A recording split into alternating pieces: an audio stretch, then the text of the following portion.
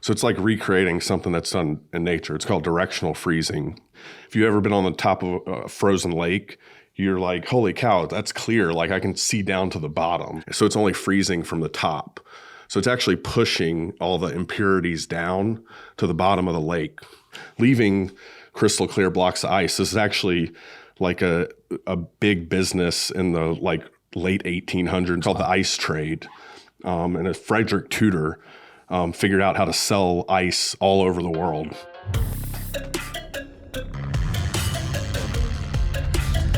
We have a cocktail sitting here on the table, and this beautiful cocktail. It is gorgeous. We have a young lady in the audience who is a huge fan of yours and is a mixologist, hobbyist, and she prides herself on garnishments. She really likes to buy garnishments, and it's funny because we've had drinks together with other couples and other friends, and they're like, "How did you make that garnishment?" And she goes, "Amazon. They come in a little bag." Yeah. So what is this on the side here? Do we know? I think it's sugar. Sugar? Yeah. Got a beautiful cube here. Is it sugar? It's sugar. Let's first start off. Who am I talking to today? I'm Larry Suggs. I'm a local bartender, now bar owner, currently operating Humbug out of a temporary location in Plaza Midwood. Just been a bartender my whole career pretty much. Not when you met me first. I wasn't a bartender yet. When did I meet you? Oh, man. I was just talking to Micah about this. It had to be over 15 years ago. And I was like a pipsqueak. I was like this kid that I don't know how I got a job there. It was at Beck Imports. Oh, that's right. And I just remember you had even back then, like a striking personality. Your name was Lightning Mike. And we were, I was interested. I think you actually put tint on my first car. Maybe not there, but at one of your locations. On Monroe Road, yeah. Yeah. So you worked at Beck Imports. I forgot about that. I remember when we saw each other at the bar, you reminded me, but I probably had too many to drink. But yeah, that's awesome, man. I loved Skipper. He was my boy. Yeah. I hate he passed away. So you're taking a sip of this drink, and you get to kind of give me an idea what you think's in it. I mean, it's very tasty. Honestly, like looking at this drink, like this is something I would serve like in my bar. Like you could put that in a magazine, right? I agree. And she's already like, I'm probably thinking about it too much, right? It's really great though, because I'm getting spirit, bitter, citrus, kind of all the notes, and I really like the addition of that sugar rim, putting it on one side. So you can pick and choose like what you want to do, but the rim like kind of balances out some of the bitter flavors on the drink. So I don't know what city it's from or what city it was inspired from at this point. I know it's a damn good cocktail though. This is a Vieux Carré, right? Inspired. So New Orleans. All right. Yeah. I'll let you finish. Sorry, I got excited there because Vieux Carré is like my favorite cocktail. But I love Amaro, anything, just balances. I think that's becoming like more used in the cocktail world. People are starting to learn more about it. You're like a great example of people that not only love like going out and supporting our local like bar scene, but learning about it and taking what we do and replicating that at home. That's what continues to move our industry forward. So. Yeah, this is something I would serve at the punch room, when we were mixing at the punch room, like the second time I think we ran into each other. Yeah. I would you probably learned a little bit of this from Bob Peters, Yep. when like sitting at his bar. Yeah, it was Bob came over to my house and bartended my birthday. Nice. And we made a big punch that we served first, and we picked about 4 cocktails prior. And went and bought all the booze. I already had most of the booze, but we bought whatever he suggested. And had probably 15, 20 people. And we opened up a lot of rare whiskeys and rare tequilas and got a lot of good pictures. And it was a very good, fun evening. And I brought Drew from Southern Spirits I invited, I didn't bring, but I invited him over, gave him an invite, said, hey, I bought 90% of what's at my bar from you. So why don't you come over and have some drinks with us? And as a gentleman he is, he came, and Bob was behind the bar, and they actually knew each other a little bit. I don't think they knew each other a lot, but they kind of knew of each other. In that relationship, actually, Bob has now got his own Whistle Pig whiskey that is sold only at Southern Spirits. And we had the pleasure of going to Whistle Pig. Drew invited me because he knows Whistle Pig is probably one of my favorite whiskeys, the Boss Hog. So we have a really good collection of Boss Hogs. I don't have 1 through 4, or I think I have 5 on. And he invited me. And then all of a sudden, last minute, he had another engagement he needed to go to. So I brought this young lady that's on the air with us today. And she was able to come, and we all tasted all these barrel picks. And he didn't buy just 2, he bought 3 barrels. And so we have one that we all had this pen and paper, and not pen and paper, pencil, and like all these taste glasses. And Keith was there, Levi, Bob, myself, and Audrey. And we all agreed after tasting them which one, like we all checked. Number 1 was the barrel that they picked, right? Was that not right, Audrey? Yeah, we all literally checked the unanimous. Then we decided to pick a second barrel. And it was a little bit, I think we all were kind of a little bit skewed on which the second barrel should be. And then all of a sudden, there was this one that tasted almost like chocolate. Was it chocolate? It was literally like burnt wood. No, it was burnt wood. Bob's, yeah. Dirt and tree bark. That's what it was. Maybe the second one was more like the chocolate and burnt chocolate. But literally, I tasted it and I was like, it's awful. I literally was like, this is horrible. And Bob's like, man, this is the bomb. This one's unique. This one's so special. Yeah. We've got to get this one. And I think what it is it's a really unique. You might need 3 or 4 different tastes in this, after a while to let it acquire. But it just launched. It's at Southern Spirits. You can pick it up today. Yeah. And it's a Bob Peters Whistle Pig Barrel Select. Yeah, I saw that. It's funny you mentioned that because I was like, I'm going to have to make a trip down there and pick that up. And that's funny you mentioned that, like, because usually what a bartender likes is not what like the average consensus would like or, may be put out on the market by these guys, which I think makes that even cooler because that's going to be a bottle that stands alone. And sometimes it catches on and you have like a winner that is like a legendary whiskey released by this regional bartender. Bob's like international at this point, let's be honest. But I'm going to go get 2 bottles. I'm going to drink one, open one, and then save one. In about 10 years, it's going to be like worth $5,000. It's an investment. I'll have him sign it, get your signature on it. Yeah. He's a cool dude, man. And you guys work together at the Punch Room. Yeah, we work together. I owed a lot of like what I do and what I know from him. He grew me from like a bartender that was like teaching himself and doing my thing at various bars to what I do today, which is like own and operate a bar. So being able to do that, I owe a lot to him. So how old were you when you actually said, I'm going to start making cocktails? Oh, man. Or bartend? So I was a bartender right when I turned 21, but I was pouring beer, pulling taps, and then Where? Duckworth's on Montford. Yep. So got a job there. I was actually like a server at another place, and my friend was like already knew that I only drank like craft beer.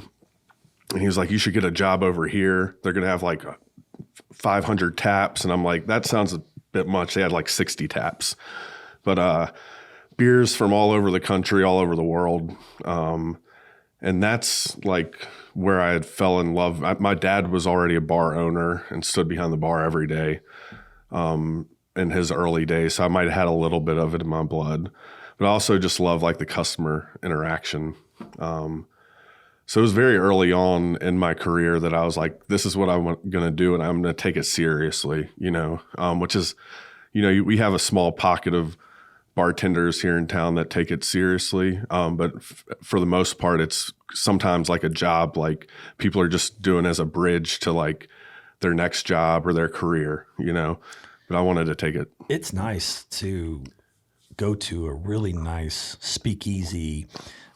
Stefan's got a really cool place at ... Known him since Cosmos days. Yeah. Just a really larger than life, great personality, but very knowledgeable, like yourself, like Bob. There's a few of you that are like the old guard of like what really started the movement in Charlotte. When do you think the $6, $5, $6, $7 drink turned into the $18 drink? When Bob opened the punch room, nah. I think it's just a natural course of things getting more expensive over time. People's expectations are higher now when they go out and spend their money.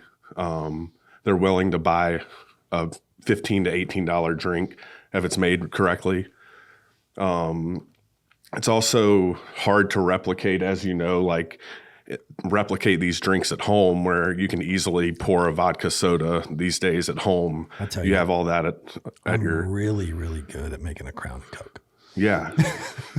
Yeah, at home it's like 5 ounces of cran and like an ounce of Coke, right? Exactly. But that's an expensive drink when you go to the bar. So you usually want something that you can't like recreate. Right. And also like the young people, it's surprising the people that are drinking these cocktails are younger than ever.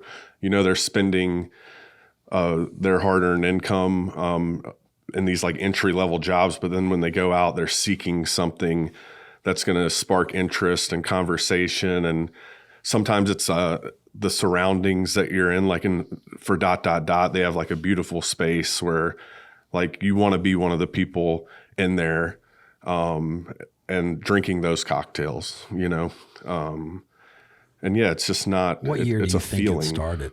Ooh, it started earlier in other places from what I could see when traveling. It started before Charlotte, but in Charlotte, I think we're in 6 years ago. So what would that within the past 10 years? Yeah, 2016, 15. Someone got drunk or high and said, we need to have specialty cocktails, craft cocktails, and we can charge double for them. Yeah, I think so. You go to a different city, that's already being done, and then people bring it to the smaller cities, and then it gets replicated like that. What I enjoy is when we've been to New York, Chicago, Death and Company, the Dead Rabbit, and some of the bigger nationally known speakeasies that have books and won awards. What's really unique is that when you visit these places, it's the characters like yourself behind the bar. Like Bob has overalls and he has this little outfit that he wears. And he's kind of unique to that's his signature, I guess you could say. I've been to a few bars where the guys have a mustache and they twirl it up and they have like the twirled mustache and then they have like a certain look about themselves and they turn into an artist. Like they really look at this as art. And one thing Audrey and I do when we're at the bar is we will come up and talk to the bartender and say, what's your favorite drink? What would you make for one of your guests that came in from out of town that's not ever had a drink with you at your bar and you want to wow them? Yeah. And we go, what do you like? Like gin, vodka, whiskey, they'll ask you a few questions. Yeah. And then we find the creation of something unique that the bartender is only going to make for us. It's our drink. Yeah. We go down the menu and 10 people out of the bar can order that 1 through 10. We now have the 11th drink that's not on the menu. Yeah. That's what we really like. That's cool. Yeah. And there's a good percentage of people that do that and enjoy that. Yeah. And depending on where you're at, that's more accepted than other places.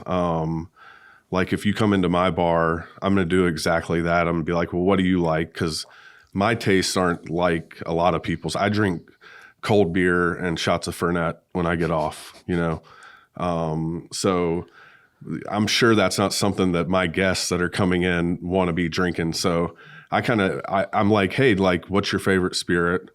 What do you like? What would you drink at home is a good question to ask, because if I can take that gives me a good idea of what they like, and then I can help elevate it, or maybe expose them to a classic cocktail that, is in that flavor profile that they may have never heard of. If you've got the younger generation, you said the hard-earned money from the younger guys, like 21 to 30, or what do you say, 25, 22, they're coming in wanting specialty cocktails, unique cocktails? Yeah. It depends on your neighborhood. I know South End is like younger, but Right. most people 25 and up. When they come and say they came from like a craft beer, going to all the breweries, and when they come in and try something unique or different, what do you serve them? Like what is like the top 5 drinks that you would serve 21 to 25-year-old? Great introductory cocktails for people are, the old fashioned, the Manhattan. Same way I learned all the classics first. So they're new to cocktails. I'll usually recommend, if they want something refreshing, a great margarita or a great handshake and daiquiri is a great choice. Even like a mezcal mule, would be something that's like, to some super adventurous, but to me is like an everyday, like rudimentary drink. What are the girls drinking? Really, like, a lot of whiskey, a lot of mezcal, a lot of tequila, of course you'll always have vodka. Vodka's king. Vodka pays the bills, but It's boring. But yeah, they're really adventurous, probably much more adventurous than what a lot of the guys are drinking. I mean, here's the thing. I mean, Audrey is this little 100-pound nothing, 5 foot, and she's out here. I want this boozy drink with, mezcal. I want smoky. I want this. I want bitters. And I'm sitting there and I'm tasting like, what the hell is this? And she's like, it's delicious. Yeah. And she's got a palate that's like way beyond mine. And overall, women have a better palate than men anyways. So like, it's no wonder that they like the more complex, like layered drinks, I love old fashioned. If you were going to make me an old fashioned, what is your favorite whiskey to put in old fashioned? Whiskey, bourbon, rye. What do you like better? I like ryes normally. Yeah, there's no reason to go too expensive when you're mixing it into a drink, So I usually stay $30, $40 max, unless I'm feeling fancy. What's your go-to? I really enjoy, two bourbons that I really enjoy, and you can do rye in an old fashioned, but Old Forester 100 proof is a great one. If you want to go a little bit more economical, my favorite's probably Evan Williams Bonded. So it's 100 proof, aged 4 years. Just an amazing product for the price, and stands up in pretty much any cocktail, from like whiskey sours to old fashions. And I like a good whiskey sour with a little bit of splash of amaretto. Like a little splash of amaretto in there as well. Yeah. Like a double. And then I use the egg white, a little bit of maraschino cherry juice on top. And it's delicious. Yeah. But my whiskey of choice in a whiskey sour is Makers, just old fashioned regular Makers. Yeah. Yeah, I can definitely put down some Makers in an old fashioned, Good thing about Makers too, talk about like introductory bourbons and things, like that's a great one that you can give just about anybody and they're going to think they're going to like the taste. So It's a crowd pleasing whiskey. You said you did a little traveling. Where all of you traveled to, bars, and picked up more knowledge in your craft? Pretty much every time I get the opportunity to travel, or if I'm doing it for pleasure, I check out the local bar scene. When I was I helped open up Unknown Brewing Company, which is no longer open in Charlotte, but that's pretty much kicked off my traveling around the country and honestly sparked my interest in cocktails. I remember going to Charleston. That's like still is like a big cocktail city. They were doing cocktails long before they were cool. And we went to probably, I say when I tell this story, I'm like 13 bars, but it was probably like 8 or 9. We drank an old fashioned at every single bar. And they were all different. And that kind of like piqued my interest when I came back to Charlotte. I'm like, let's dive into the history of the old fashioned and why it is the way like it is and made differently everywhere. So Charleston was like probably my favorite. Down there, they've got Edmund's Oast. They've got like really like a lot of pretty much every bar you go into is probably going to be able to mix you a good cocktail. There's places in DC that I really love going. For a while, I was going up to DC a lot for various reasons, and got to go to this hole in the wall place called Copycat Co. I don't even know how we found it, but it's up the stairs, up above like a Chinese restaurant, and they're, cutting big blocks of ice. This is like the first time I'd ever seen this in person. Yeah. Cutting big blocks of ice, and their menus like detailed on a chalkboard behind them. Every drink was made with precision. They were putting drops of tinctures and various things. And when I got the end product, I was like, holy cow, this is amazing, So those types of like instances where I've just been like traveling and find myself like looking for a place to pass some time, and also like that engagement with like the bartenders, I think made like a big difference. Absolutely. We go to the Crunkleton some. Yeah. And they do the big slabs of ice and carve it. And I'm sitting there looking at these guys, and they're making specialty cocktails, like 7 of them behind the bar. And there's usually 2 that go in continually, but I mean, they rotate around, but there's like this big saw that they're sawing the ice and then like blocking it with like a chisel. And I'm like, there's got to be a more efficient way to do this, but it's the ambiance of watching that happen.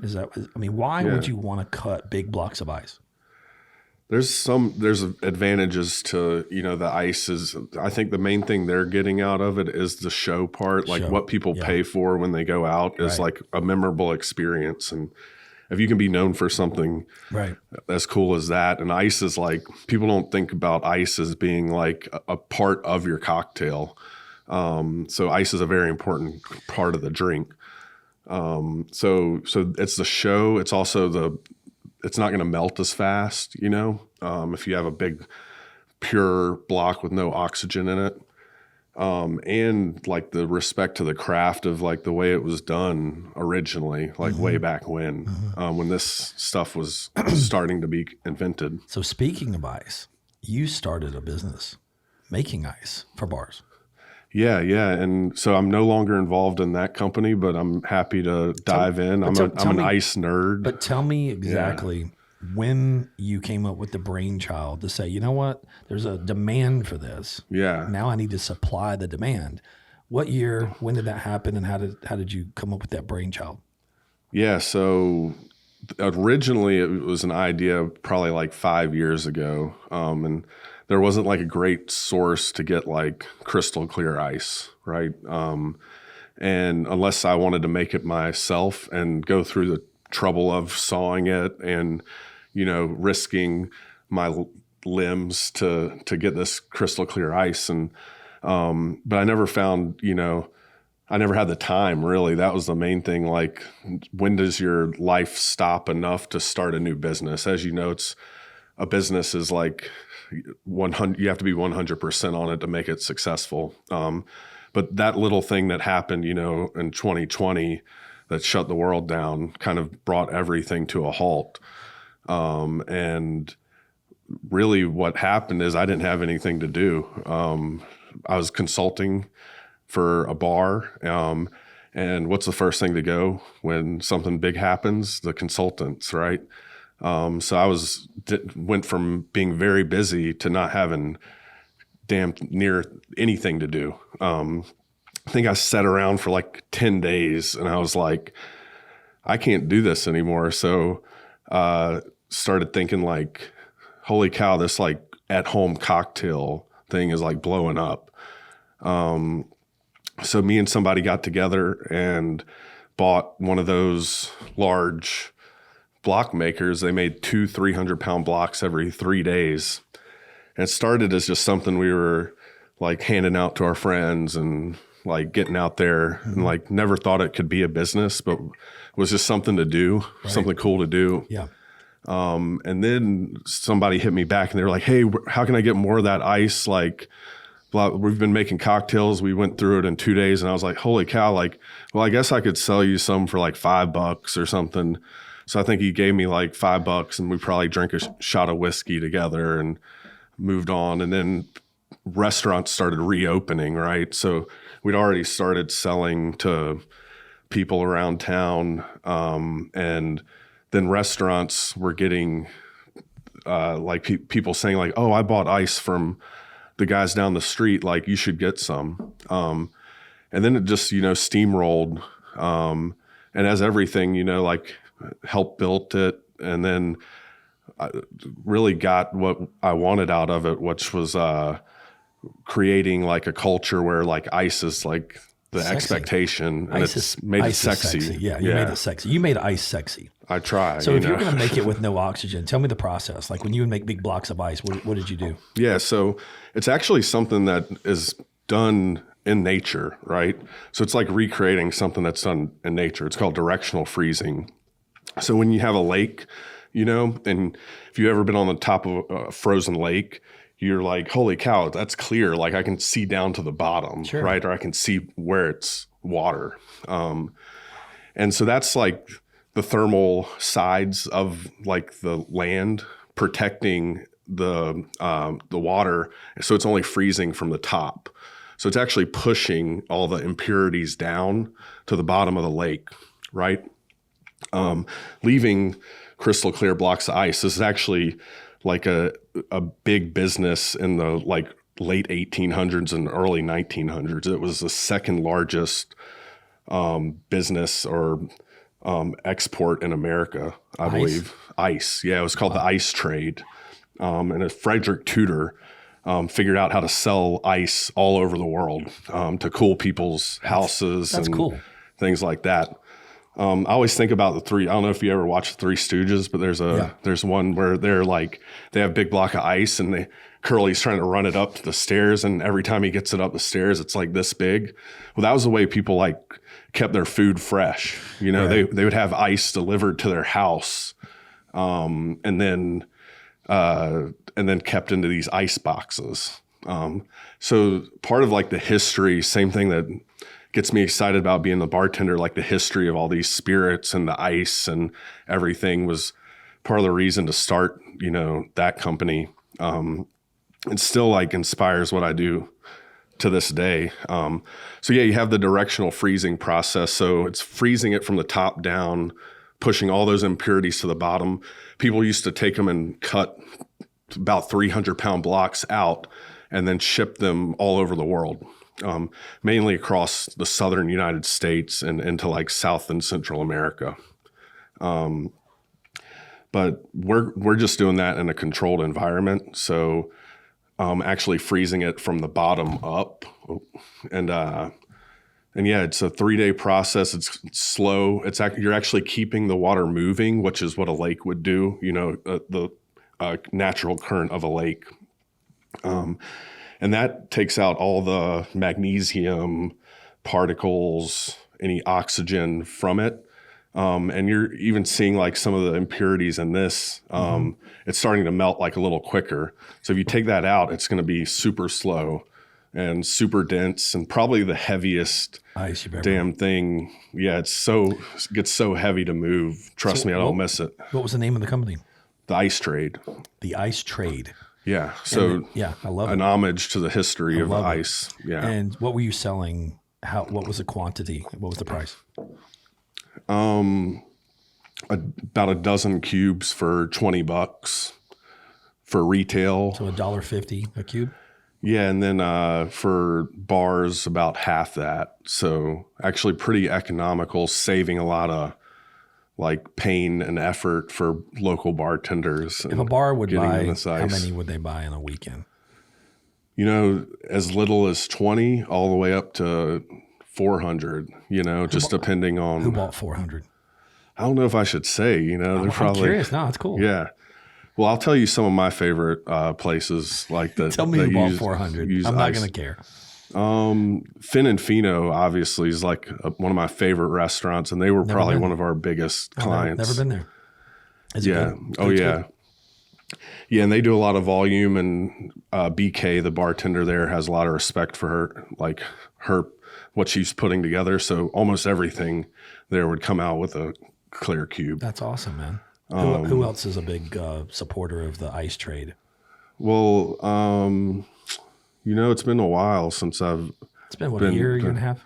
No, I got out of it about 6 months ago. The Vintage, actually, which is one of my favorite places to go. I was trying to think. What's the Vintage? Probably, one of my, it's a cigar lounge. Plus, like, talk about like whiskey selection. They have a great whiskey selection cool. up there with like Crunkleton and Yeah. So yeah, anytime. And funny enough, like I've made so much ice. It's kind of like I'm the hot dog vendor. Yeah. So when I drink my whiskey, I usually drink it neat. When I drink my cocktails, I like them served up. Believe it or not, like when they say like an AC unit's like 3 tons, 5 tons, 10 tons. Yeah. That's referring to the tons of ice that it would take to cool that area. So there's a lot of history there. I didn't know that. Did you know that? Yeah. Micah, I didn't know that the tonnage on your AC unit comes from how much ice it would take to cool your house. At least that's what I read on Google. I don't know. Yeah, it's all right. She knows everything. She's like Siri and Google. You just say, "Hey, Audrey." Frederick Tudor would put this ice on ships, like big wooden ships in the 1800s, and ship it to like kings in like the Caribbean. That's crazy. And stuff. And they literally would have people like fanning on one side of the ice block and pushing it into like a room that the king was in. That's amazing. So tell me, where in the world, has the best ice? Yeah, I would say probably like Canada, man. Isn't Alaska? Canada like super cold? Alaska. Yeah. Oh man, what do you think about? You like the Chick-fil-A ice? Yeah, one of the biggest parts of the cocktails are the ice, and we call that pebble ice. Right. Some people call it the good ice. Oh yeah, it's the baby ice. I remember living next to this gas station, and I would literally just go down there. They knew me by name and just go like grab ice and bring it back up to my apartment. I don't drink sodas, but I'm telling you, when I make a Crown and Coke, the ice, that pebble ice, I don't care what it does. It makes the Coke taste so much better. Yeah. Why is that? I think so what I understand about pebble ice is like you chill the cocktail first, or you can just pour it right over, and it causes like some immediate dilution, but it brings that chill factor down. And then you put ice on top of it. If you go out to a lot of cocktail bars, they're like, some of them pack, like Idlewild, it's probably my favorite cocktail bar in town, and they will pack the ice over the cocktail to provide like an insulation layer. And that's not like trying to gyp you out of part of your cocktail. That's trying to make sure your cocktail tastes the way it's supposed to taste from start to finish, So the tiki drinks, use a lot of the pebble ice. Yeah, I love tiki. I'm a big tiki guy. What is tiki? So if you're new, like I'm the newbie to like a tiki bar, right? So I'm coming in for the first time, and I want to have a tiki drink. What the hell is a tiki drink? So tiki is not only like a type of drink or cocktail style, it's like a whole almost lifestyle. People like buy the Hawaiian shirts, they deck out their houses, and it's Jimmy Buffett, like the bamboo strings, like the puffer fish lights, all that stuff. So it's almost like a lifestyle, right? It was big in I believe like the 50s and 60s. Actually, my grandma used to tell me stories about her favorite place. I forget the name of it off the top of my head, but it was a big thing. And it was started by Trader Vic, and then there's like Beach Bum Berry and a whole list of other people that have like kind of created this tiki culture, and it's kind of becoming revitalized right now. But it's pretty much like a combination of spirits, usually a lot of rum-based spirits and drinks, and some sort of tropical juices. A lot of Amaro is being used, especially in modern tiki cocktails. Like coconut drinks? That was like, I'd say that was like a dark age of like tiki, you know, when they were using a lot of flavored vodkas and Malibu and things like that. That's not necessarily the tiki I subscribe to. When I was in Myrtle Beach, I think I was 21, and the girls at the bar and the, you know, hanging out, not behind the bar, but like when you're at the bar and you're, you know, living in Myrtle Beach and you're trying to like buy a girl a drink. I had a famous drink that I would get the girls. Yeah. It was the Malibu Bay Breeze. Yeah. And that drink just seemed to be tasty. Like they would summery, refreshing, and the girls Bay liked Breeze. It. That's like a pineapple, cranberry, yes. Malibu. Yes. Yeah. Pretty much it. Yeah, that's it. Yeah. Pretty much. Cranberry, Malibu, and pineapple. Maybe like a cherry on top, you know? Yep. Did they blend it up? No, not blended, but with the umbrella. Okay. You had to have the umbrella. Had to have umbrella. But it was called the Malibu Bay Breeze. Yeah. Now in college. And you were known for that drink. That was my drink, man. You go to a bar and be like, hey, can I buy you a drink? The girl's like, yes, you can buy me a drink. And I would turn around and it'd be the Malibu Bay Breeze. I'm gonna give you the college drink for women if anybody's listening and you would like to make a drink for women. If I go back to college, you know, and I am engaged now. I know you are, but I'm just gonna see. You got to understand, we're global. This podcast is in Germany, UK, all over the world, and I've got fans all over the world. All over the world. They do, yeah, it's crazy. Hell yeah! I go to another country and they're like, "Hey, I'm with my buddy Mike Burke," and they go, "Yeah, I know Mike. I know. I've listened to his podcast," and I'm like, "Holy shit, this dude in UK knows who I am. What the hell? Hell yeah! It's crazy." This drink in college is what we learned at my fraternity house, the Sigma Phi Epsilon house in Cullowhee. Shout out to the Eps. What's up, babe? All right, so this one right here is one I named and the one I created because in college, I was the nerd. I didn't really drink. I wasn't a drinker. And people were drinking beer and getting trashed and doing stupid things. And I'm like, screw that. I want to get up in the morning and go play basketball. I want to go to the gym. Like these drunks want to sleep until 2:00 in the afternoon on their weekend. And I'm like, screw that. I want to go have fun, go hiking. I want to go out and do all the fun stuff that you're supposed to do on the weekends while you're in college in the mountains. Yeah. And so I didn't drink. I mean, I'd have maybe one drink or one beer. And I was like, whatever. I don't even like it. And then everybody started drinking what's called purple passions. Do you know what a purple passion is? It's like Everclear. You buy the bottle, it's like a little spritzer almost now, but it's like an Everclear spritzer at the ABC store back in college. Okay. This is like 1990, 91, 92, 3, right in there. Yeah. So my friends were making punch, and I was like, what is in this punch? And they started describing everything was in the punch, and I was like, all right, well, I like pink lemonade. So I got this big jug of Minute Maid pink lemonade, right? Yeah. And I poured it in a 5-gallon bucket full of ice. And I took like, I think a end of a broom or whatever and started stirring it, right? And I poured a whole gallon of vodka in there. And then I turned around and put a whole 2 liter of Sprite in there. Yeah. And it was pink lemonade, vodka, and Sprite. And I made a 5-gallon bucket of it. I just started stirring it with like the other end of a broom. Charity House was like trying to make drinks because we were on a budget. We didn't have a lot of money. So we'd go buy Aristocrat vodka and we'd buy a 2 liter Sprite and we would buy pink lemonade, the powder, and make 5-gallon buckets of pink panty pull downs. And that's what all the girls drank at the fraternity house. Hell yeah. Yeah, I remember those days. I was born in '88, so my era was all about like Firefly. I remember that was like huge, and we would pour out, buy the Arizona teas and pour out like half of it, then fill the rest. So 12-ounce, half bottle of like Firefly would fit into one of those big cans, or you drink it. You don't have to pour out the tea. That's wasteful, but yeah. In Myrtle Beach, I went by the gas station and they had what's called the Parrot machines, which were like strawberry daiquiri, like the frozen. They were called the Parrots, and they had like a pina colada one, and then they had like a strawberry daiquiri. Yeah, the frozen daiquiris were like the death of proper tropical drinks. So we would go buy the mini bottles and go over to the 7-Eleven and get the Parrot strawberry daiquiri and throw 2 rums in there and mix it up, and that would be our little jungle juice for the day. Yeah, and on the beach, like we were crafty back then. Yeah, we had to. I need 2 mini bottles of rum, and a big cup, a big Slurpee cup, and I would sit on the beach and drink my 2 shots of rum, my strawberry daiquiri. Anyway, but what was your go-to drink back in the day?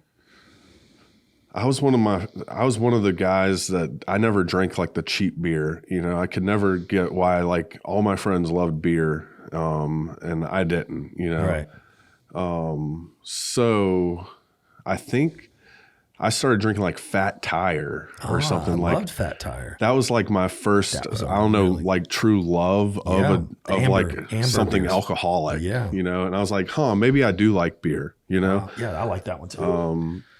So that would have been like, and that was another thing, probably just the timing wise, like when I was turning 21. Now, I never drank before I was 21, but if I did, it was usually like something like energy drink style. Yeah. I don't know if you remember Sparks or like that was like pre Four Loko. Yeah. No reason those should still be illegal this days, because I remember just like getting people like super high strung and as well very tipsy. I think it was like 10% alcohol. But the first true like Fat Tire, I remember being like, this is the best beer that's ever been created. And like sharing it with my friends. So that kind of like sparked my like interest in what I even do to this day. I'd be like, oh, you have to try this. Like that Bud Light stuff is nothing compared to this. Bud P. All right, so what are we sipping here? You pulled this off the shelf. And, really? I don't even know what it's called. I don't even know how to say this. It's Derringer. H. Derringer bourbon whiskey. I don't even know. See, I thought that was an E before. She was letting me say it. Ederinger, but that's an H. Distilled in Indiana. Let's see what it is. So it came with a little Derringer. It was a gift. Some MGP, some Indiana's finest. Yeah. Nothing's wrong with that. Taste it. It looks great.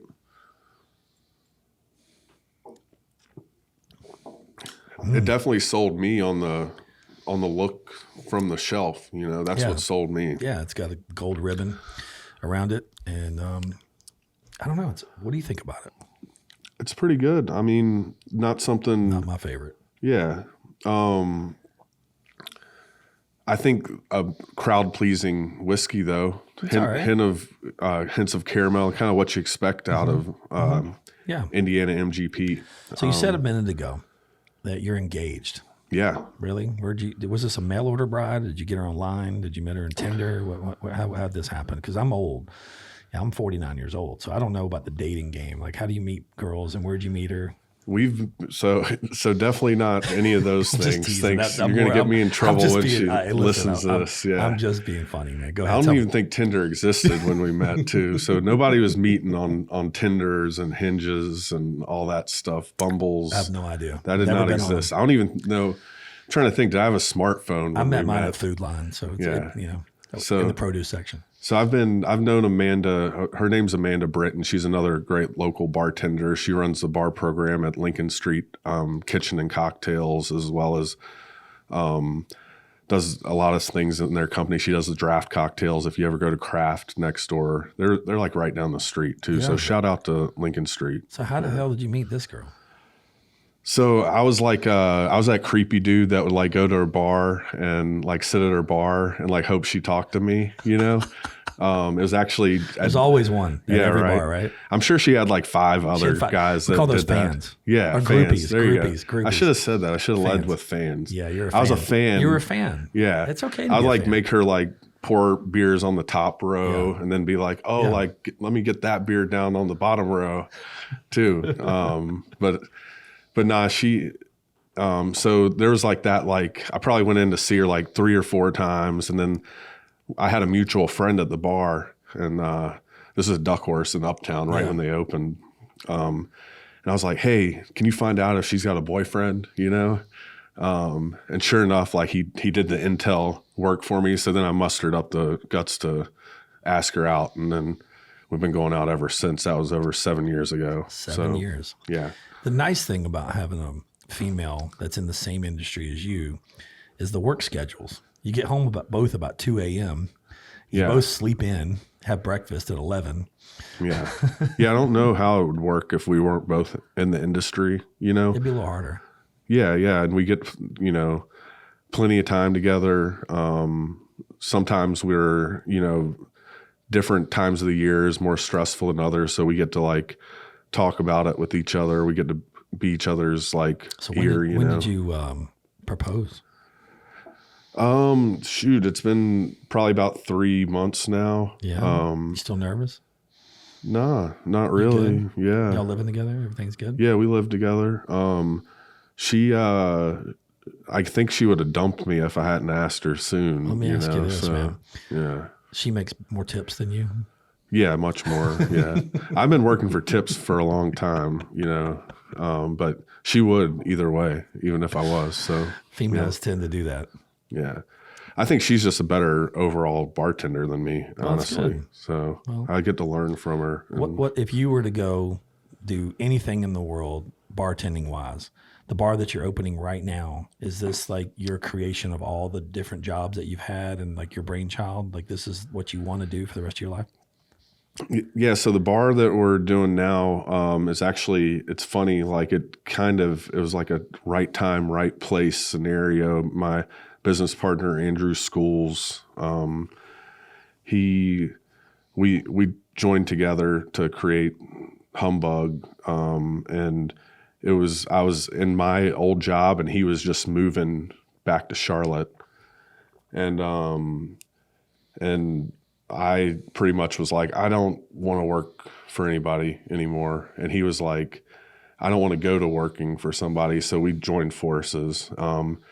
And the rest is really history. It all happened so quickly. I mean, when you have a good idea and you just like get tunnel vision on it, and a big driving part of that, like feeling of like wanting to do more and do better was like the fact that I was like getting ready to like settle down with Amanda and, ask her to marry me. And I was like, I'm not going to have the work-life balance that I need to make this relationship successful long-term. So I need to start creating my own path. So really just everything lined up pretty simultaneously with me leaving my old job, starting this bar, asking her to marry me. And it's kind of setting me up for the rest of my life, because this bar is at least a 15-year commitment. Like getting married is a lifetime commitment, So maybe one day she can come run your bar. She'll have her own bars. Trust me, like that. She'll have her own. Yeah, she's gonna do her Does she thing. Have the entrepreneur we'll definitely like work. We'll hopefully one day together have a bar. Because like I said, she's way more talented than me, and I also bring a little bit to the table too. So let me ask you a question. Yeah. You brought in a partner in the ice making business, right? Yeah. And then you brought in a partner into this business, Humbug. Yeah. Do you think it's more difficult or better to start a business with a partner or without? Like, have you ever thought about doing something completely on your own, or do you feel more confident having a collaborator or someone to kind of share and bounce ideas and responsibilities off of? Yeah, I think like it's really important to have a partner for me specifically, because I like to say like I'm only good at certain things. And one thing that's been really great with me and Andy has been like our ability to collaborate and bring our different talents to the table, because no matter what comes up, like between the two of us, we can figure it out. And Amanda and I too have worked together in multiple ways, like in whether consulting for people or doing events and things like that. So we're able to see things from a different ways. So having that person like in your corner that you can trust is like really, really valuable to me. From working for other people in this realm of bartending and now going out on your own, if you were to give advice to someone listening about starting a business or going out on their own, what advice could you give them? You enjoy it, like don't ever get that. Sometimes you get wrapped up in things that are out of your control. And what I've been able to do this time around, especially, is like take it day by day and enjoy like all the little wins. Little wins. What's a little win right now? Like if you're in your Humbug and you get a little win, Like when you go home and talk to Amanda, what would be a little win? It could be anything from like making one new regular, to like hitting your sales goal that day, Do you set sales goals every day? Yeah, absolutely. What's and a that's sales kind of goal? Andy's like I background. love it. He's like, yo, we got to hit this today I love it. to meet our goal. And it motivates me to like go out and sell that extra cocktail or be that like salesperson, But like as an entrepreneur now, being on your own and owning your own business, as you working for someone else, you didn't have sales goals. You had tip goals, right? Yeah. You had individual goals. Now you have bigger, broader goals. Yeah, they were somebody else's goals. Now they're my goals and our goals. Right. What's a goal? Like what's your sales goal a day? Like in our space now. It's a small space. I've been there. I like it. It's cute. It's quaint, but it's a small temporary space. Yes, a good, a good sales goal for us. And we'll talk like if you're saying like on a Wednesday night, Thursday, Friday, Saturday. Thursday, Friday, Saturday, it's nice if we make $1,500 a night, Okay. And we're realistic with our, like we want to be able to make enough for ourselves and to share with our partners. We're partnered with Refuge Hotel. Yeah, it's Refuge Hotel. It's a really cool, it's only a few rooms there, right? How many rooms? Yeah, 5 rooms. It's really like a unique, and I'm really trying to enjoy this time prior to us having our permanent location because we've partnered with these great guys. It's 5 rooms in a hotel. It's all like contactless check-in and everything like that. So it's really like a concept out in the future. So they're tearing down the building and building a much larger hotel, which is kind of why we're only there for a limited time. And are they going to want to put the bar back in the lobby when they build the new Humbug will be somewhere else because there will be like a downtime in between. But we do want to work with them in their future hotel concepts. So have you found a new location? We have found a location and we're working that out. Right now we're actually in the process of finalizing our future location as well as bringing on some additional investment. So how much investment do you need? So it depends on what you want to do, and where you're at. Like that's one thing we figured out through this process. We've looked at has to be over 10 places and all of them have different advantages and disadvantages, The biggest thing right now is like cost of like construction costs and material costs, So that being said, it really depends on what space we decide to go with. And as well, also like some landlords give certain amounts of money to fix a place up before you move in. Sure. Allowances. They give certain allowances. Yeah. Tenant improvement allowances vary too, like based on if it's like an old building or a new building or you're still looking off Central? Adaptive use. Yeah, we love our neighborhood. Plaza Midwood's kind of home to us, so we want to stay like in Plaza Midwood. Both of us live over there. So did one of the places shut down over there in that little? There was a restaurant I used to go to. It's sushi and Soul. Gastro Lounge. Yeah, they left a huge gap like in that neighborhood. Yeah, we love that. A lot of people were. What happened to them? And they had a little DJ over there and stuff. It was a cool place. Yeah, and they're reopening. I think they said like hopefully they'll have an announcement soon. So who's in that space? Nobody right now, but I've heard that it's for sale. So if you got 3.3 million, you want to the bank does. Get somebody. You got enough credit? Go in. Yeah, let's open up a couple places in there because now I've heard that they're gonna sell.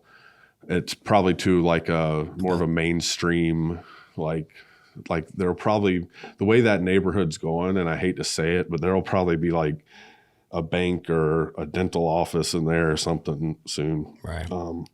Unfortunately, but that's the way it is, man. Like you've seen Charlotte now I've been here my whole life. Exactly. I'm just dumb. I should have bought real estate in all the areas that I knew were going to be up and coming 10, 15, 20 years ago. But you didn't know. That's the thing. We always say that. No.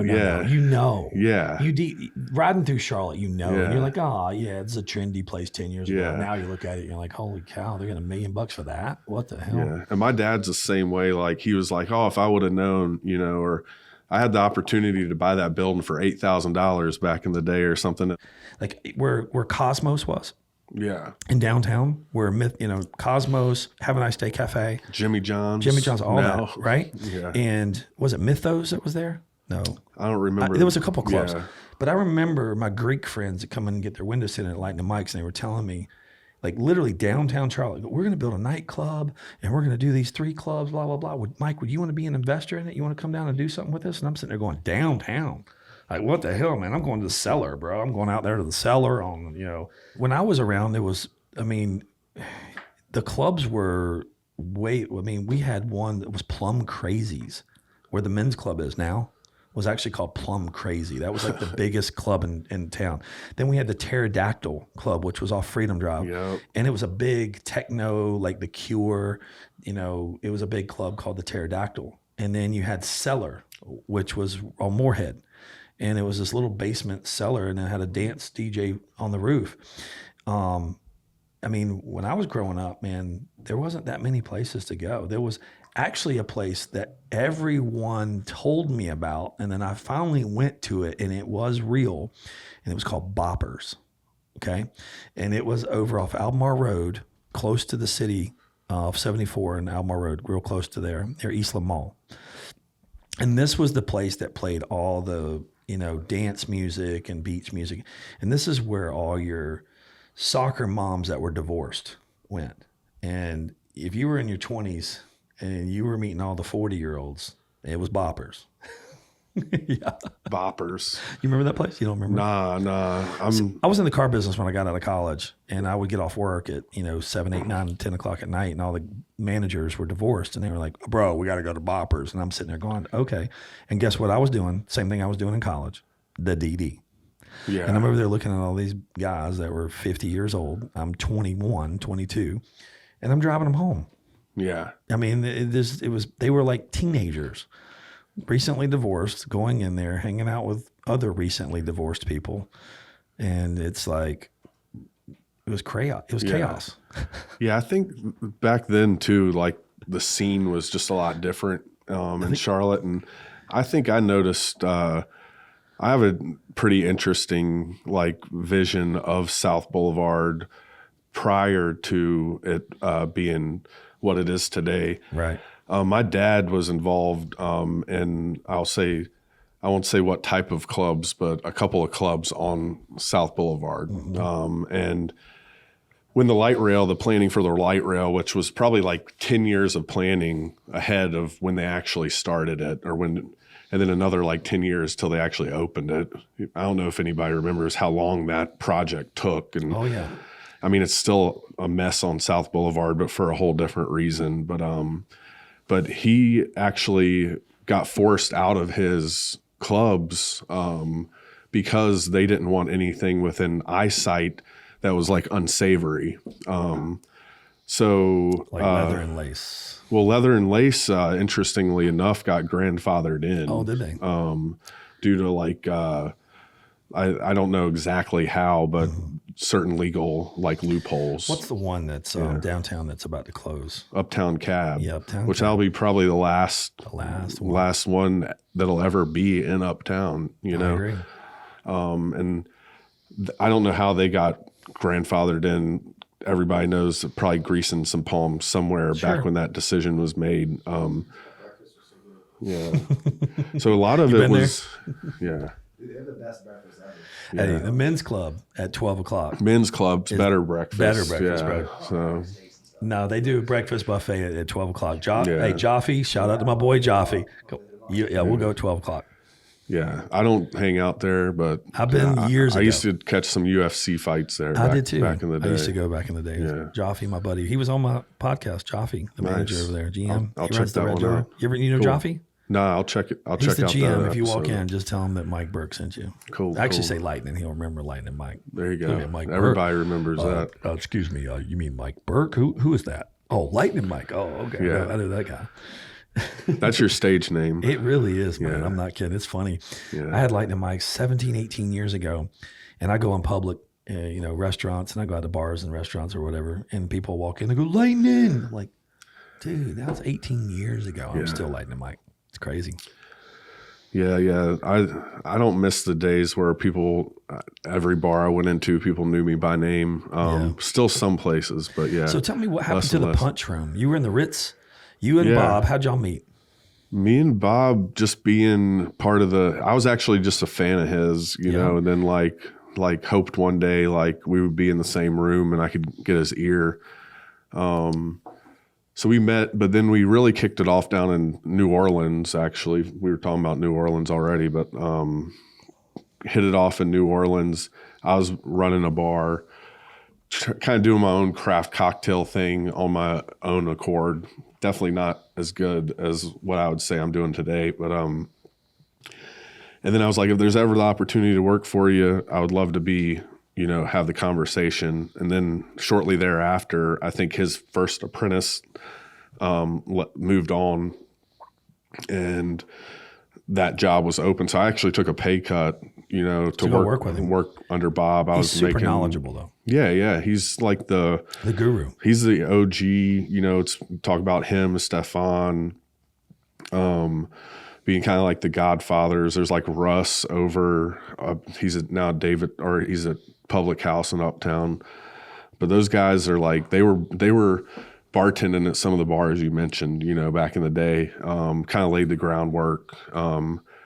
I appreciate you thinking I was a part of like that original crew, but I definitely like they paved the way for a lot of what I do. And I got to learn under Bob for about a year. Trust me, I've asked Bob for 6 months to be on this podcast. And he says, oh yeah, sure. No problem. I'll be on it. He's busy, man. He's so busy, bro. Yeah, he's like, you got to get on my calendar. And I'm like, bro, I try to get on your calendar. Yeah. We even went to freaking Vermont together and slept in the same building for 3 days. I should have brought the podcast equipment up there while he was drinking, because then he would have said yes. Yeah. And then Stefan, I love him. He's amazing. He would do it if I asked him. I just need to get. I really love the craft cocktails. Like I love them. Yeah. I love the experience. I love the speakeasies. I think they're cool. I'm starting to get more of a palate for different tastes, like some mezcals and whiskeys, and it's just nice to meet an artist. Like you have so much knowledge of drinks and what bitters go in what and what, you know. I mean, when I look at the different array of drinks that are made and what's in them, it's a lot. Yeah. A lot. Like when you make a drink, there's 4 different ingredients that go in some of these drinks. 5. More than that, man. I've seen people with like 12 ingredient drinks. I mean, it's insane. I don't do those, but yeah. Even like if I make a syrup, you know, for example, like there might be like 12 ingredients in that syrup, but at least I'm putting them together. Right. Whereas, yeah, some bars you go to, they're putting a drop of this, a drop of that. Right. It's definitely a whole crazy animal. So I go to Humbug. I'm a first-time Humbug visitor, and you want to get me back as a repeat customer. Yeah. What's the number one drink at Humbug? So we change our menu pretty much constantly. So your signature drink. I mean, you want to wow somebody. Yeah, you know for a fact you're going to get a 5-star Google review off this drink. Which one is it? Like if you were going to go, all right, I got a girl and a guy here. They're 30 years old. They've never been to Humbug, and they come in, and you go, I'm going to make her this drink, and I'm going to make him this drink, and they have no decision-making process. It's you impressing them. What are the drinks? All right, so because that goes against my style, because I got to get to know you first, you know. So I usually talk some shit. So we're talking some shit. Know? We're dating. Yeah. And we're like, bro, I love whiskey, man. I like old fashions, man. They're good. Yeah. And the girl goes, you know, I like peppermint and spearmint and you know, fruity stuff and whatever. Yeah. And I'll take people through progressions. I'm like, how many do I have you for? Right. 2. But each. if there's a way to start, right. Yeah. I always I'll start by recommending some pretty safe stuff, which builds trust, right? Okay. You don't want to like go stick it in on the first date. You know, you got to like slow play it. Usually. Some people do. Yeah. So then they don't get the second date. And then they don't get the second date, right? And then it's awkward. It's awkward. Right? I don't want it to be awkward after that first couple sips, right? So I'm usually going to like recommend them something that I know everybody's going to like. So right now that's going to be our Somewhere a Clock is Ticking, which is like an Earl Grey and lavender highball. It's got vodka in it. It's a pretty safe bet. the thing is, even I love the cocktail, and I don't normally drink vodka. So that's like a great starter. What's right? in that drink? Tell me every ingredient. So that's Cathead Vodka, which is based out of Mississippi. They give How'd you back find a that one? percentage. They're just actually Andy's was a big fan of it, and he said like, I want this to be our like workhorse vodka. Vodka pays the bills, so that's our number one vodka. We don't actually at this time we don't even have any other vodka other than Cathead. And we love it because a percentage of their proceeds goes back to the Jackson, Mississippi, like music scene. So they're like doing something like worthwhile that within their community that we believe in. Got it. So that's the vodka. Then we make an Earl Grey lavender tea with a little bit of sugar. So pretty much like a sweet tea with Earl Grey and lavender. Add a little bit of lavender bitters into that. Fresh lemon. We're squeezing fresh juice every day that we're open. Top with seltzer water. And we make our seltzer water ourselves. So I know it's just bubbly water, but we save a ton of like glass throwaway by doing that ourselves. How do you make it? We just have this, it's actually something I learned with Bob. You know, we have this big canister, you know, those seltzer bottles that in the old timey days, they would shoot people in the face with the seltzer bottle across the room. Yeah. I think like Laurel and Hardy did that or something, but we use one of those. So we're just charging it with CO2 canisters. Saves just a ton of throwaway. One of the best. So pretty much that. It's like imagine like a Tom Collins, but with a little bit more going on, which is like a great way to build trust. You have a drink that's pretty much based loosely off of a classic. And then we've got a cocktail called Can I See Your Cardigan? So like a cardigan sweater, but also kind of like a play on words, like maybe like somebody's card just declined. It's something that like raises awareness, you know, in the room. That's a good one. So it's Can I See Your Cardigan? And a lot of people will like start pulling out their ID, like, oh, like you didn't ask for it. And I'm like, that's the name of the drink.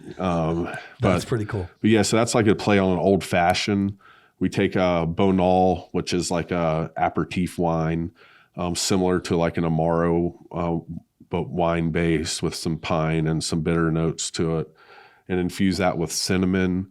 I don't know if you're familiar with the sous vide concept, but we take and sous vide the aperitif wine and infuse it with cinnamon over like an 8-hour time span. So it's like a really delicate infusion process.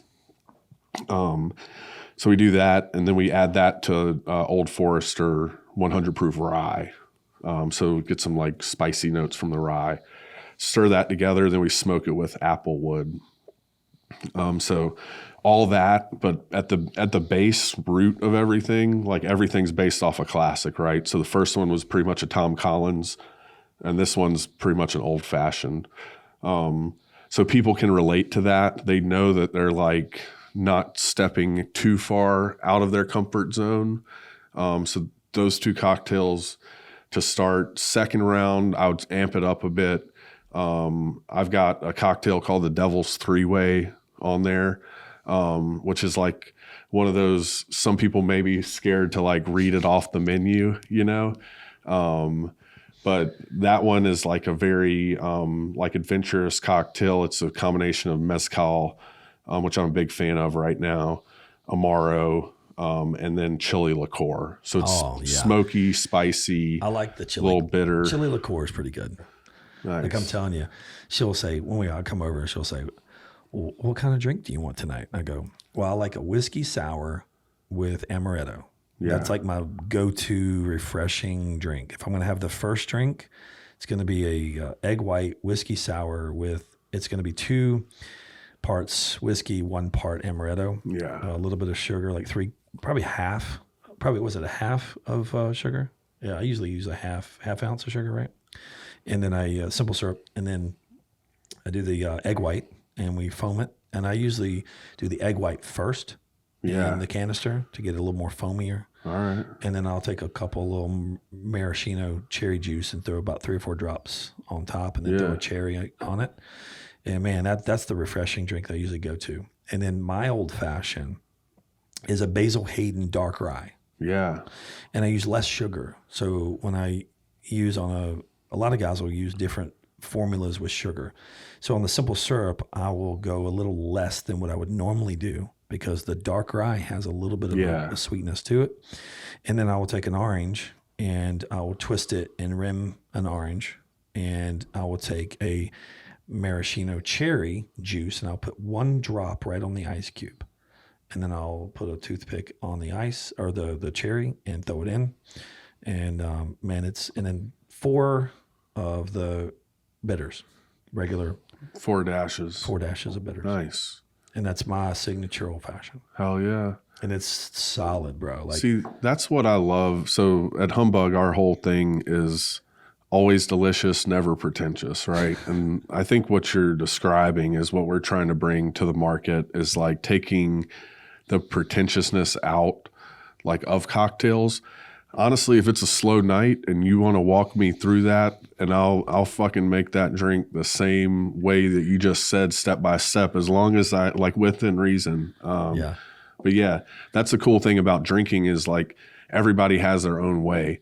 And that's why it's so hard. Like just when people, and I don't think some people aren't used to that. Like some people want to jump right in and like, make me what your favorite drink is. Right. Well, I would say like, I would say instead of doing that, going in and asking them, be like, hey, like I'm feeling adventurous tonight. Like put something in front of me that's gonna like take like that I'm gonna talk to my friends about. You know, I want it to be spirit forward and I want it to be spicy. You know. Question: have you ever done like not a tasting, but like a class?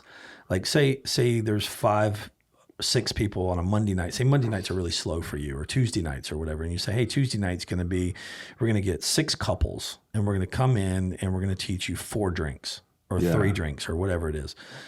And everybody pays $50 a person or whatever, $40 a person. Yeah. And it's a private little 3-hour, 2-hour event or something like that. Have you ever done anything like that? Yeah. We've done that. Amanda and I have done that together a lot. We actually used to do that at apartment complex. They would have us out like once a month, and we would walk them through like 2 or 3 cocktails. Usually, it's a lot of fun. Yeah, I mean, it's a cool date night. You know, you get you know, 3 or 4 couples come in. Everybody pays. You make a couple drinks. You teach them how to make the drinks. You shake and you see everybody shaking a drink and making it. Yeah, and there's actually a place in town that I would recommend. I don't know what their group limit size, but it's called the Cocktailery. It's in South End, in Atherton Mill, and they do cocktail classes, and you get your own shaker, get your own station. Yep. Who is that? Do you know who that is? Yes, no. Yeah. Tama was supposed to come on. Cool. She was supposed to come on 2 weeks ago. Yeah. Awesome. Cool. So she was supposed to come on a couple weeks ago, and our schedules collided. So she's going to be on. She's super busy. She's I think she's like a 1-person show. Probably has a couple people working for her doing classes, but she does a lot over That's there. why when you mentioned her and gave her a shout out, I was sitting there telling Audrey, I was like, who is that again? Tamu. Yeah, she's been awesome. Audrey's made drinks for her. Yeah, cool. She's come over to Audrey's house and had drinks. And she was sitting there like, damn, girl, these drinks right here are good. Yeah, they are. It's nice. You could do your own pop-up or something one day, Audrey. She's amazing. I'm telling you, we bartended for a friend of ours' 50th birthday. Ken, he's my physical therapist, and we went over and made 4 drinks. I made the old fashions that I make, and then she made a couple different drinks, made a menu. We all dressed up in costumes for Halloween because his birthday's on Halloween. And actually, speak of the devil, his birthday is like a week after Halloween, and it's going to be 51 this year. So shout out to my boy Ken. But yeah, we do fun things. I mean, I couldn't imagine getting home late, and doing all the preparation because I have a bar at the house, and it's a very nice bar, and we've had a couple of different parties. But the preparation, like the juices, the limes, the lemons, the bitters, the ice, the cherry, it's like it takes a lot to prep a bar. Yeah. Like tell me about, a really good bar like at the Punch Room when you or other different bars. Yeah. How much time did you have to get there early before you started? It depends on the day, you know. Your Friday, Saturday night? Right now, like a good example, obviously we're squeezing juice every day at Humbug, but also we're making all of our syrups, cordials, blends, things like that, all in-house. And we're doing it in very small batches. So the same way that like Whistle Pig and other like whiskey companies are blending in small batches, we're making them in batches that sometimes aren't even enough to last us the night, you know. I'd say like from start to finish, we like to get in there, us being business owners, right? We get in there super early to make sure that we're ready for showtime, you know, and that's the beauty in our craft, is like making it look so like seamless and effortless and making sure that everything's in its place. You've probably heard of mise en place, but that's one thing that like chefs and bartenders all over the world should practice and do practice, is like everything is in its place, you know, and so the prep can be anywhere. Like if we get blasted out on a Friday night, we're coming in 4 or 5 hours before our shift on Saturday just to get ready for our guests. And being a business owner, not having any employees right now, like we have to do other things too, like print new menus if needed, or add things to the system, or It's just you and go him? pick up liquor. Yeah, It's like just y'all two. there's countless things that can happen on a Friday night. We could run out of receipt paper and then have to go search some down, and then like the first place is out of it. And Everybody yeah. you can email and text these things now through Square. But if you need it for Saturday night and you can't wait on Amazon, you know, and you're not able to collect money if you don't have receipt paper. Like just those little things. There's so many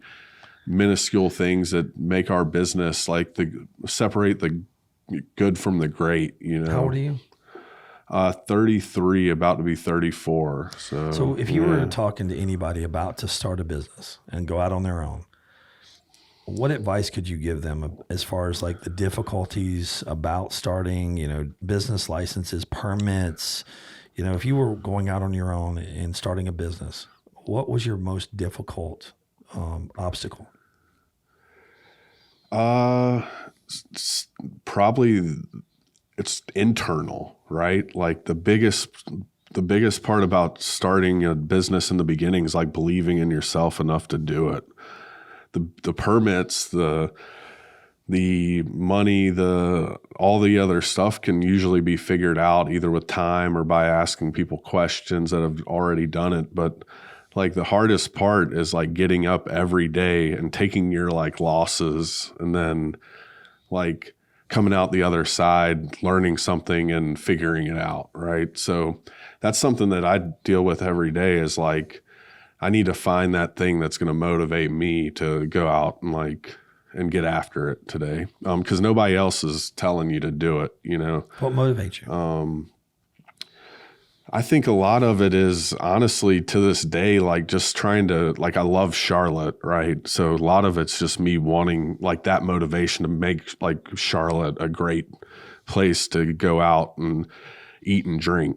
And like I've gotten to see Charlotte grow from nothing in my life. And like being a born and raised Charlottean, like I just have a lot of pride in our city and know it could be better.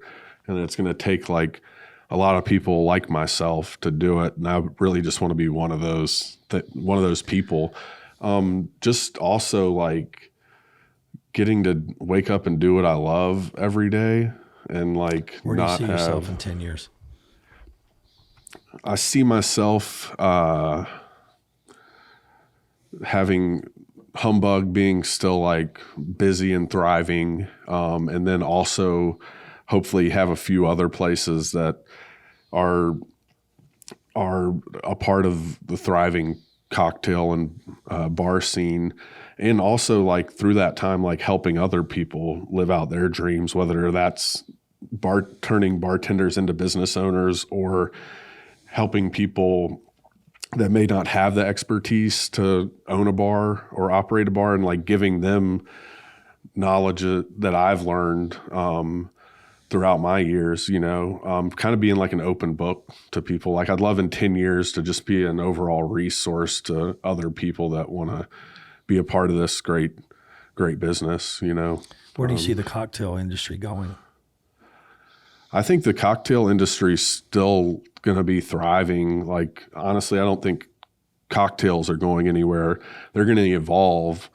There's constant like trends, and now shortages are going to play a big part of that. If you look back in history, which I'm like a big history guy, I always like love looking into the history of all these spirits and past bartenders and trends and things like that. But usually what causes trends and people to gravitate towards certain things are like shortages or things like that. So right now bourbon has become like extremely expensive, and now people are gravitating towards other spirits. So who knows in 10 years, but I do know that there will probably be 5 things in between now and then that come and go that continue like pushing this industry forward. Do you think the economy slowing down and interest rates and stock market and, you know, seeing the world from COVID to now, and you seeing the housing market slow down, and do you think the economy is going to get worse and things could slow down for you guys? That's funny you saying that, because like I'm so busy, I don't see a lot of that stuff. I just go about my day and do what I do every day. So not a lot of that stuff, at least knock on wood, to this day is affecting me, because we're thriving in a time where a lot of people are like experiencing like staffing shortages and higher costs and things like that. Like I think that with me and Andy's experience, like we're going to be able to get through that, you know? Right. And right now it's just you and him. Yeah, it's just us. And then that's how we intend like Humbug to be. We may have like 1 or 2 people that work for us at our permanent location, but we're keeping small, it low overhead. We're pretty much building it around the climate that we're in today, which is like owner operated, like putting our boots on the ground, like showing up every day and putting out the best product we can, you know? How many days a week are you open? 6 days a week. Tuesdays is why we're here today, on Tuesdays, day off. So I get to, one day of the week, I get to choose what I want to do. Sunday? Sundays, yeah.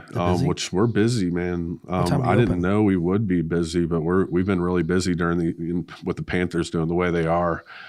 Like horrible. They're 1 in 5. They're helping our business because we don't have a TV. We're not a sports bar.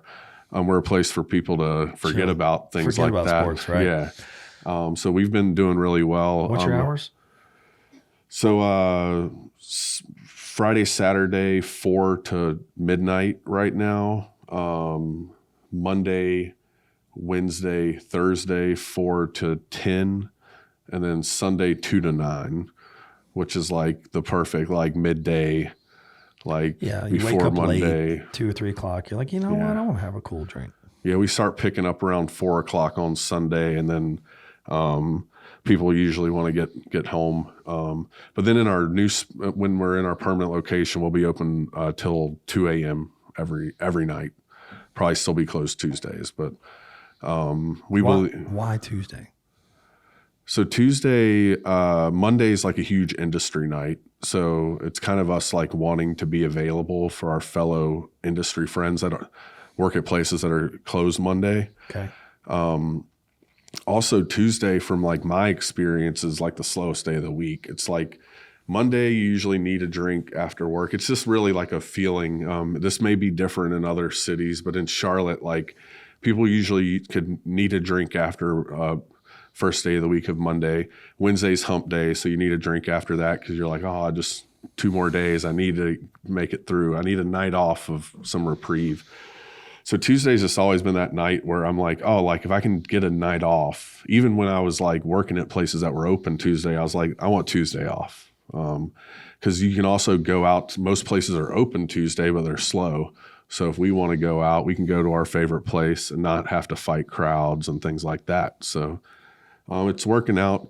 If we're ever in demand on Tuesday, I'm sure we'll open up because we want to be there for the people. But love it. Yeah, man, just thank you for taking this time. Thanks for doing this. Like, I can't wait. You guys, I didn't even know you were doing this until y'all reached out to have me. So I've already listened to a couple of these things. Just keep on spreading the good word, man. It's just fun, man. Well, thank you a lot. Thanks, brother, man. Appreciate you.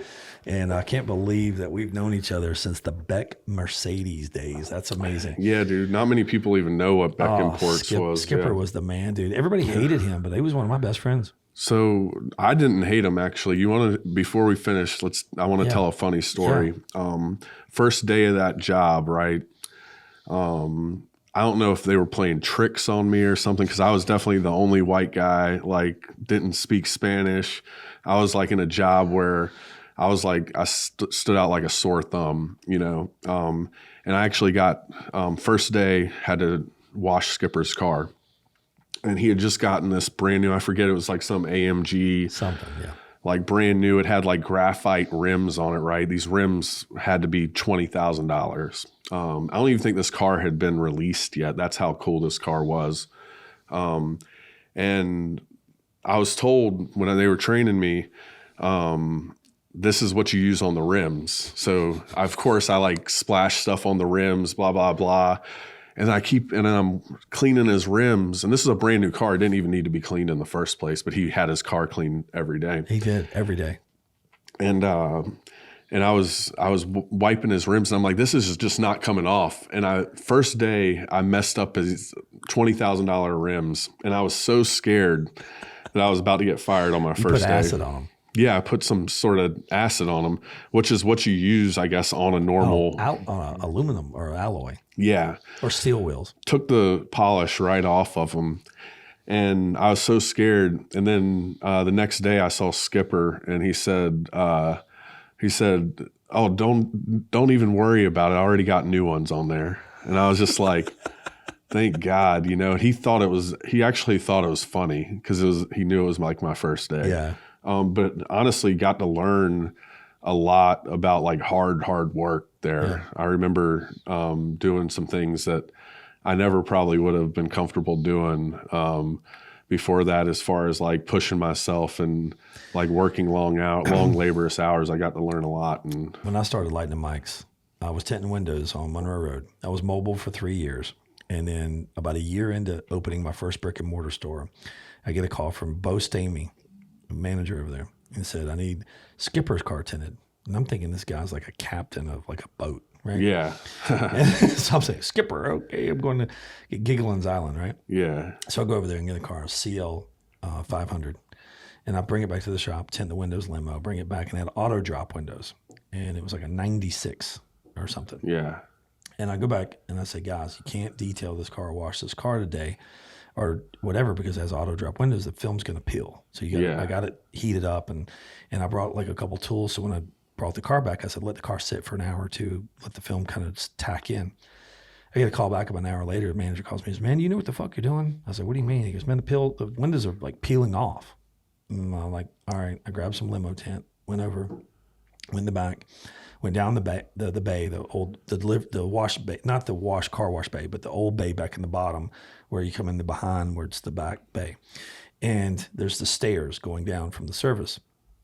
And the detail guys have the car, and I go in there, and Bo's in there. He's like, "Dude, the film's peeling off." And I said, "Yeah, I told you it had auto drop windows." I said, "You need to leave it out front. It's only been 15 minutes. Yeah. I said, "You guys washed it through the automatic car wash, brought it back here to clean it up." And he says, "Yeah, Skipper's going home at 5. He's taking this car." And I said, "Well, he can take this car. There's no problem." I said, "But I'm going to rip this tint off, and then you can bring it back to me tomorrow, and I'll re-tint it and let it sit in my shop for a couple hours and let it dry and put heat guns on it, and I'll bring it back at the end of the day." And he goes, whoa, you don't understand. This is Skipper's car." And I said, "Listen, bro, I don't think you're understanding me. This is the first day I ever tinted a car for them." And I said, "Listen, man." And Skipper was on the stairs. Yeah. I remember the bay you're talking about pretty vividly. And then Bo was down there talking to me, and I'm reaming this dude, right? Yeah. He's the general manager of the dealership. Rolex on, gold, whatever. I'm 6'2", 230 pounds. I'm sitting there looking at this dude like, I got 5 more cars sitting in my shop. I'm busy as shit. This is the first time you've ever called me for window tint, and I slammed your car out in an hour and brought it back to you. Like, I went above and beyond. And I said, "Listen, man," I said, "I don't give a shit who this fucking Skipper dude is." I said, "But he ain't driving this car home tonight." I said, "I can retint these windows right now. I brought the film in."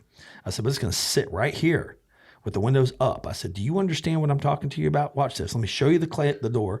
The door goes down, door goes up. I said, Yeah. I'm over there looking at this guy like he's an idiot, like he's a freaking moron, right?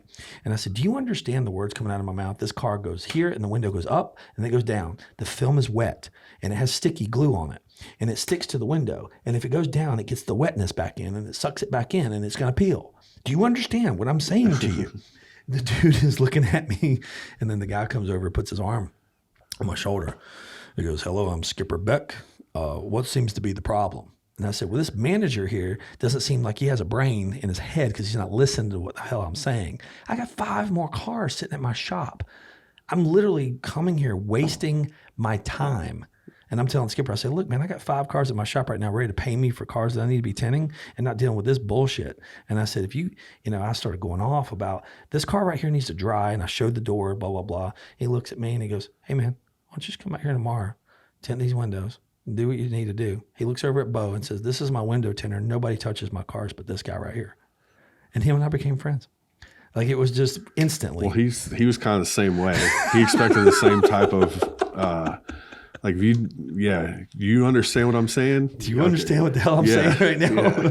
Like, I don't need your money. I'm busy as hell. Yeah. And we became friends. We flew to Vegas together on his private jet with his brother out in Texas.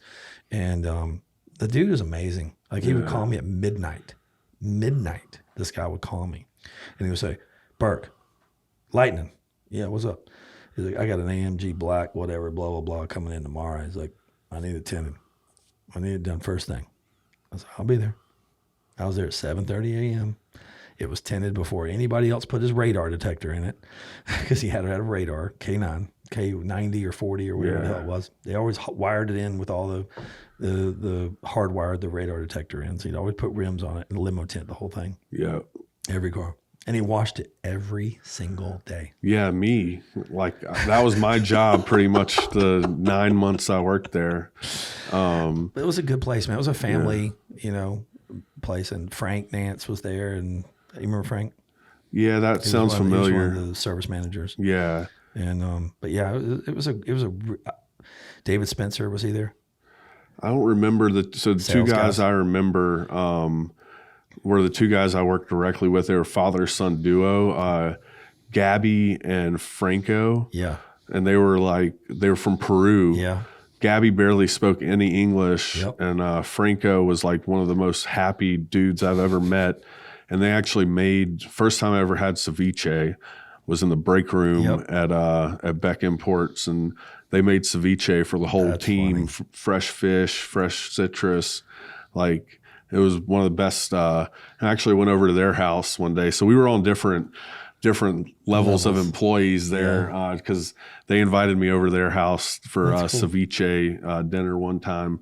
But yeah, like it was, and sitting out back when it's what felt like it wasn't that cold, but it was probably like 33 degrees, but you didn't have much coverage. That was part of like one of the hardest jobs I ever did and made me respect those guys a lot. So yeah, I mean it was cool, man. It was a great experience. Thanks for bringing that up to me. And let's remember Skipper. He passed away in a plane accident. Yeah. And he called me. Shocking. A week before he had an accident, he called me. He was asking me to go eat a hamburger, and he was bored, man. After he sold the dealership, and he was so bored. Yeah.